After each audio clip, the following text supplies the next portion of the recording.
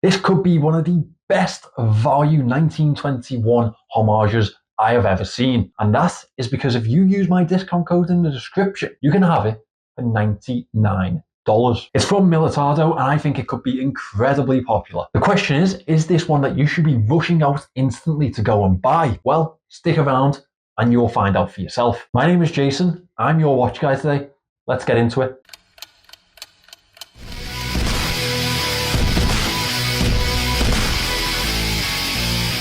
Let's get the cards on the table early on here. Yes, this is a Chinese watch, and you can probably guess that by the pricing. Yes, this is a homage to the Vacheron Constantin 1921. A watch that retails around the $30,000 mark, a far way away from this one's $99 pricing. In my opinion, Militado are definitely one of the better brands on the Chinese market when it comes to their build quality and production processes. I wouldn't say that they're San Martin, but they are definitely better than the likes of Pagani Design or Cadison. I feel like this release and the 1921 it gains its inspiration from has always been an interest piece for me. There are some things that you will need to know about the drawbacks, so stick around till the end to find out. The slightly rotated dial is definitely a more unusual display. Wonder what the female opinion will be on this one. There is a reason behind this, and that is that this is a driver's piece. When worn on the left wrist, the correct wrist, as so many of you keep telling me, it is angled so you can tell the time while keeping your hand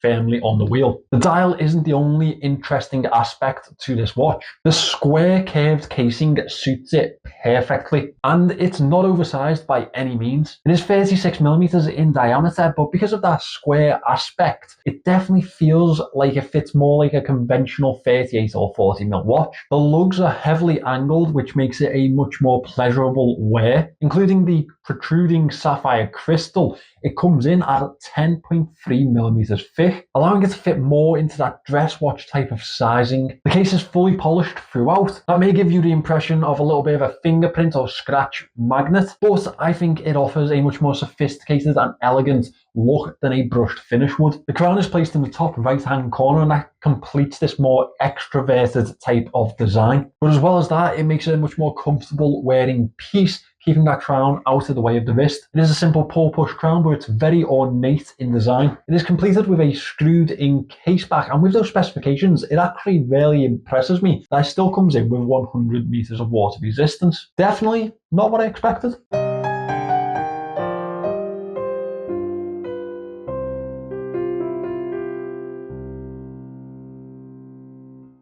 So obviously I asked for a little bit of kindness when it came to this one, but as we know, that is not in the female nature, so this is what I got. Have I got one eye where it's meant to be and one in my hairline? I would need it to read that watch. Then she goes on to say, I'd have to be this guy to be able to read that. Yes, that's Sloth from the Goonies.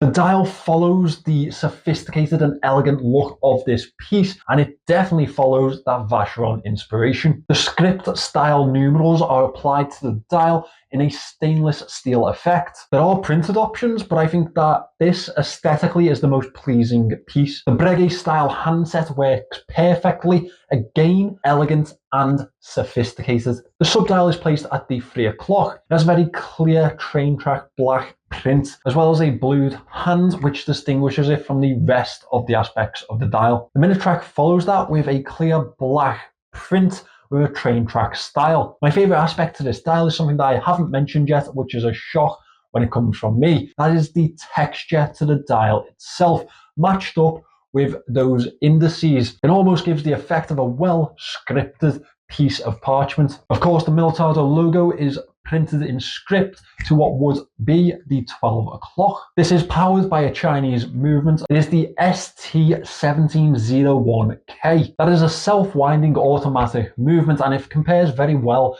to the NH35 series, but it does come in thinner to allow for a thinner fit to the watch. I also believe it's cheaper to acquire. There's a hand-wound aspect to this piece, but it's something that we should probably address in the moan section. The band, as you probably expect, is leather. It matches the casing and the vibe of the piece really well. It has a standard level of stitching, a good level of fit. However, I have been found in between sizes on this one, which isn't exactly ideal, but that's not going to be the case for everyone's wrist size. That being said, it's definitely comfortable enough for a watch that comes in at $99. I mentioned earlier that this piece does have its drawbacks, so let's talk about them. I'm going to start with the movement itself. I understand the Chinese aspect of it, but that's not what we're going to talk about. The manual wind aspect to that movement is very gravelly, and I don't know if it's just that I got a bad batch or that's the movement overall. I've never experienced this with an ST1701 before, but something that I obviously have to mention to make sure you are aware. I obviously wasn't expecting Swiss standard,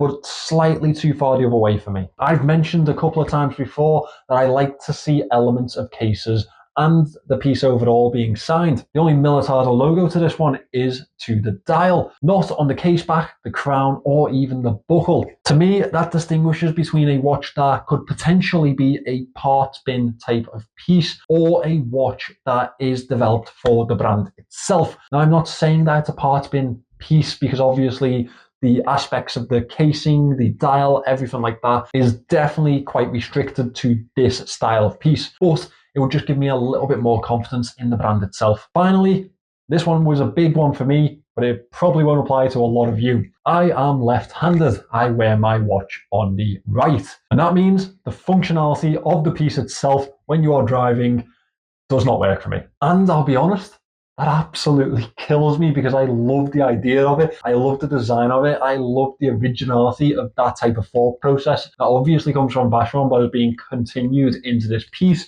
And for it to not apply for me, well, sucks. That being said, for you right-handed normies out there, this would be absolutely ideal if you want this style of piece, but you don't want to shell out the insane $30,000 price mark. I think it is a brilliant budget option for a lot of you. Thanks for watching today, guys. Let me know what you think in the comments of this 1921 recreation. I absolutely love it. I just wish that the functionality would apply to me. Remember, there is a discount code and the buying link in the description. Make sure you use those if you are interested in this piece. Remember to subscribe to the channel for more watch content, and I'll see you in the next one.